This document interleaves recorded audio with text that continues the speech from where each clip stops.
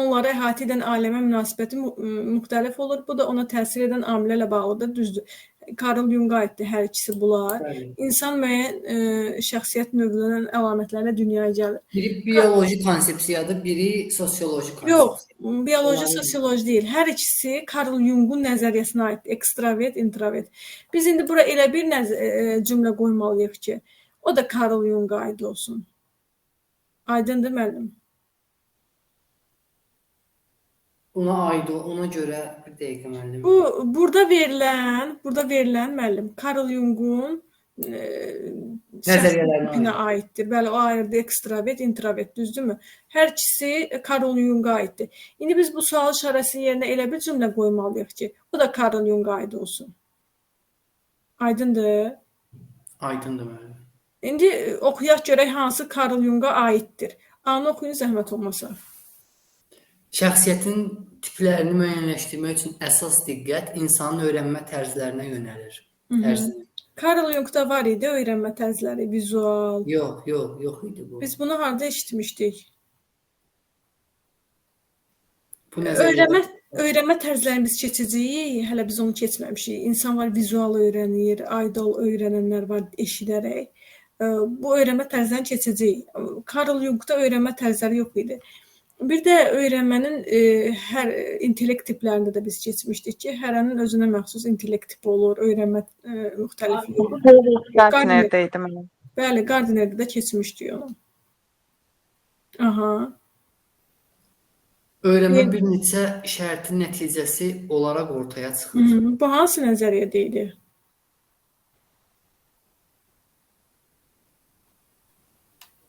Bu daha çox Ganye nəzəriyyəsinə uyğun gəlir, düzdür? Öyrənmə bir neçə şərtin nəticəsi olaraq öyrənmə şərtləri nəzəriyyəsindən. Bəli, Ganye'nin öyrənmə şərtləri nəzəriyyəsi. Ona görə B də getdi.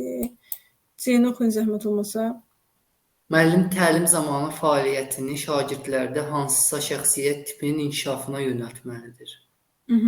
Hansısa şəxsiyyət tipinin inkişafına yox, ümumilikdə bütün şəxsiyyət tipinin inkişafına yönəltməlidir. Hansısa şəxsiyyət tipinə görə yox. Bütün şəxsiyyət tiplərinin inkişafına yönəltməlidir. Aydındır müəllim. Hansısa şəxsiyyət tipinə görə yox. Bütün şəxsiyyət tiplərinin inkişafına nəzərə almalıdır. Ona görə C də ola bilməz. Aydın oldu yoxsa yox müəllim? Aydındır müəllim. Deyir ki, yəni müəllim təlim zamanı fəaliyyətlərində şagirdlərdə hansısa şəxsiyyət tipinin inkişafına, hansısa niyə olsun ki? Belə hamısını nəzərə alsın da. Bütün şəxsiyyət tipinə yönəltməlidir. Bəli, bütün şəxsiyyəti nəzərə almalıdır.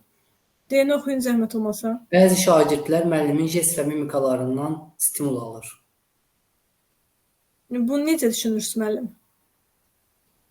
Y-yə də baxın, sana şəxsiyyətin sürmüş mümkündür.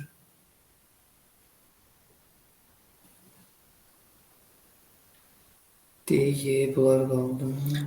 Ekstravertlər necə idi müəllim? Bir də ekstravertlərin xüsusiyyətlərini yadımıza salaq. Bunlar ünsiyyəti çox sevirlər. Təhlikli xoşlanırlar tək olmağa, yəni xarici amillərdən təsirlənirlər yoxsa yox? Qərarlarını elə bil ki, öz düşüncələrinə əsasən xarici amillərə əsasən verirlər. Həm qərarlarında, həm də ümumiyyətlə dərs prosesində də. Dərs prosesində də onlar kiminsə fikrini üstün tuturlar, yəni belə. Müəllim olaraq xoş münasibət göstərsə, həmin dərsə münasibətləri yaxşı olar, müəllimi də sevərlər, həmin fənni də sevərlər. Amma müəllimdən hər hansı bir diqqətsizlik görsələr, onlar fənnə də qarşı soyuyurlar, introvertlərdən fərqli olaraq. Ona görə bəzi şagirdlər müəllimi jest və mimikalarına stimul alır. Bu hansına aid olar? Onda bu ekstravertlərə aid. Bu elə ekstravertdir, bəli. Çünki müəllimi jest mimikasından stimul alır. Bu olur ekstravert deyiləndə, bu da Carl Jung deyildi.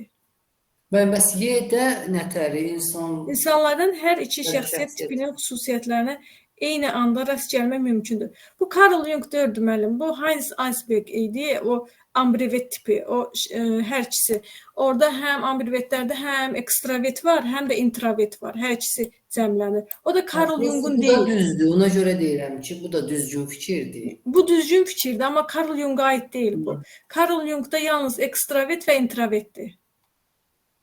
Aydındır mənim. Amma ambivert o Hans'a aiddir. Onu çəkib ataram kitab qrupa, daha aydın olar sizin üçün. O yəni Yaxşı. Jung'a aid deyil. Biz burada Jung'a aid olanları seçirik. O Jung'a aid deyil. Jung yalnız ekstravert və introvert şəxsiyyət tipini müəyyən edir. Aydın deməlim. Aydın oldu müəllim, aydındır. O biri testləri tapmaq olur, amma bu testlərdə nəsə həmişə mən səhv yazıram, tapamıram. Hə, əslində diqqətdən baxsaz burada da çətin heç bir şey yoxdur. Sadəcə olaraq bunlar əvvəlki dərslərimizə əsaslanır. Əvvəlki dərsləri yaxşı dərindən öyrənmişsə, bunda diqqətdən baxsaz tapacaqsınız ki, hansı Carl Jung'a aiddir, hansı başqasına aiddir. Hə, aydın oldu müəllim, sağ olun. Siz sağ olun. 20-yə qədər.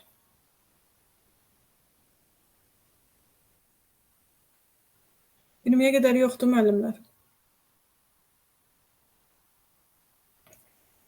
30-a qədər.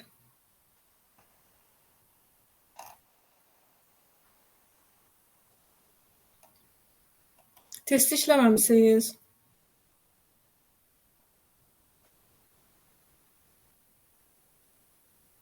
40-a qədər. Mənim də dəqiq sualım var idi. Uşaqlıq illərində baş tutur. Uşaq davranışlarında nəyin doğru, nəyin yanlış olduğunu anlayır. Sadəcə bu qaydalara əməl etməyə cəhd etmir. Özünü məmnun etməyə çalışır. Bu xüsusiyyətlər xarakterin formalaşmasının hansı mərhələsinə aiddir? Bu özünə yönəlmə mərhələsi olar. Bəli, özünə yönəlmə mərhələsi. Bəs Piaget'dən hansı mərhələdən üst-üstə düşür? Özünü məmnun etməyə çalışır. Bu da ilkin əməl. Bəli, ilkin əməli, yəni egosentrizm. Düzdür. Birində oxuyun. Baxaq, biraz fərqli olsun. 47-ni oxuyun, zəhmət olmasa. Şagird tənəffüsdə sakit bir yerdə dincəlir, özünü motivasiya edir. Bu situasiya əsasən şagirdin hansı tip insana, bu introvert olar. Ancaq öz-özünə təkcə olan introvert olur. Düzdür. Ümumiyyətlə intro daxilidir. Bəli. Ekstravertdə xarici mənasında. Xarici, elə adından da göründüyü kimi ekstra, intro, düzdür. Çox sağ olun. Firdun müəllim, zəhmət olmasa mikrofon açın.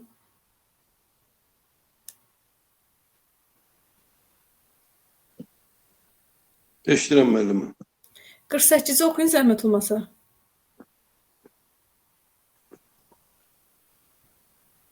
Quyuya su tökməklə quyuda su olmaz. Quyuda su olmaz. Atalar sözü şəxsiyyətin inkişafında hansı amilin təsirini xarakterize edir? Mühit rolunu, makro mühit, irsiyyətin rolunu, sosial konsepsiya, biososial konsepsiya.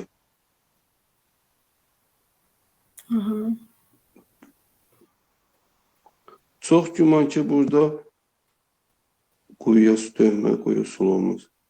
İrsiyyətin rolunu, sosial konsepsiya, biososial konsepsiya. Mən vallahi burada... Diqqətlə düşünsəz, siz biləcəksiniz bunun cavabını. Ha? Diqqətlə düşünsəz, siz bunun cavabını düzgün tapacaqsınız. Demək olar. Müəllim düşünsün, müəllimə. Müəllim düşünsün. İnanma, amma deyim də, mühitin rolunu. Quyuya su tökməklə quyuda su olmaz. Yəni, quyuya su töksəm də quyuda olmayacaq da, gərək özündə bir su olsun. Quyuya su tökməklə... İrsiyyəti deyirlər, budur elə. Bəli, bəli, irsiyyətin roludur. Ot kök üstə bitər, belə ona da demək olar. Necə? Ot kök üstə bitər, belə bir şey də məsələn, onun yerində yazıla bilərdi. Bəli, yəni irsən gəlməlidir, irsiyyətin rolunu burada bilmək. Müəllimə, bizdə irsən şəkər xəstəliyi gəlir, bunlar gəlir. Xəstəlik gəlir. Düzdür. O da irsiyyətin roludur. Firdun müəllim, zəhmət olmasa 55-i də oxuyun.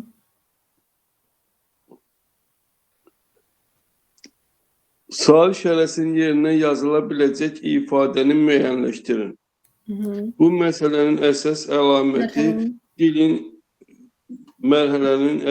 əlaməti dilin inkişafıdır. Rollu oyunlar bu mərhələdə zehnin inkişafda əhəmiyyətli olur. Bunu düşünək. Hı? Hələ oxumayım müəllim. Bir dənə Piaget-ni nəzərə yadımıza salaq. Piaget-də hansı mərhələdə idi? Daha çox oyunlardan inkişaf eləyirdilər. Dilin inkişafının bu mərhələdə rolu böyük əhəmiyyətə malikdir. Hissi hərəki mərhələ var 2 yaşa qədər. İlkin əməli mərhələ var 7 yaşa qədər. İlkin Ondan sonra əməli. bəli, İlkin onda əməli. deməli hansı olacaq? İlkin əməli. Aha, ilkin əməli. Digər biz yeni keçdiyimiz mövzuya əsasən. İlkin əməli özünə yönəlmə mərhələsi. Aha, bəli. B İlkin variantı. əməli özünə yönəlmə mərhələsi. Özünə yönəlmə mərhələsi də eynidir. Özünə yönəlmə mərhələsində də yenə də məsələn qaydanı bilir. Bilir ki, məsələn yemək yeyəndə ağzını süfrəyə silməməlidir. Salfetkə silməlidir. Bunu bilsə də bilir qaydanı. Amma əməl eləmir. Yəni ağzını uşaq süfrəyə siləcək. Çünki o mərhələdə uşaqlar elə olur. Özünə yönəlmə mərhələsində, yəni əsas özünə əziyyət verməsin, özünə rahat olsun. Adından da göründüyü kimi. Piaget-dən də olduğu ilkin əməli. Müəllimlərdən kimsə qaldı, soruşmadım.